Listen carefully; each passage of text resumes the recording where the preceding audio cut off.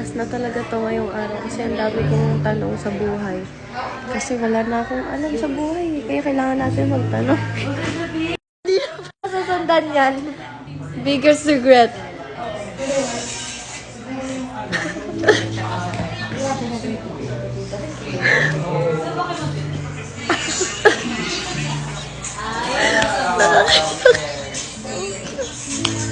Ano ma? Sabihin mo na.